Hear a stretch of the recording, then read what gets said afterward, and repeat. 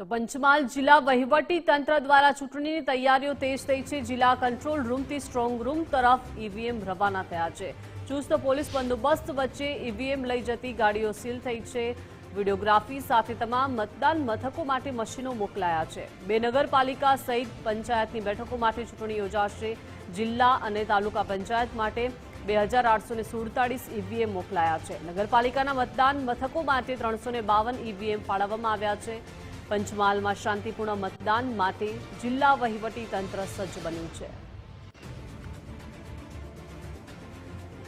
જિલ્લા ખાતેના વેરહાઉસમાંથી આગામી તારીખ 26/4/2026ના રોજ યોજાનાર તાલુકા પંચાયત, જિલ્લા પંચાયત તેમજ નગરપાલિકાની ચૂંટણી અર્થે ઈવીએમ મશીનો ફાળવવામાં આવેલ છે। પંચમહાલ જિલ્લામાં તાલુકા પંચાયત તેમજ જિલ્લા પંચાયતની મળીને કુલ મતદાન મથકોની સંખ્યા 1265 છે, તેમજ ગોધરા અને શહેરા નગરપાલિકાના મળીને કુલ મતદાન મથકોની સંખ્યા 152 છે।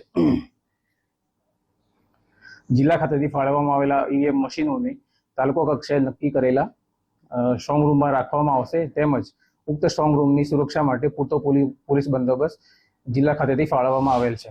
આગામી દિવસોમાં યોજનાર સ્થાનિક સ્વરાજ્ય ચૂંટણીને લઈ વહીવટી તંત્ર દ્વારા તમામ પ્રકારની તૈયારીઓને આખરી ઓપ આપવામાં આવી રહ્યો છે। હાલ આપણે સીધા દ્રશ્યો બતાવવાનો પ્રયત્ન કરીશ કે પંચમહાલ જિલ્લા પંચાયત અને 7 તાલુકા પંચાયત તેમજ 2 નગરપાલિકાની ચૂંટણી યોજનાર છે। એ ચૂંટણી માટે જે સંલગ્ન વહીવટી તંત્ર દ્વારા જે ઈવીએમ મશીન છે જે તે સ્ટ્રોંગ રૂમ ખાતે પહોંચાડવાની જે કામગીરી છે તે હાથ ધરવામાં આવી રહી છે।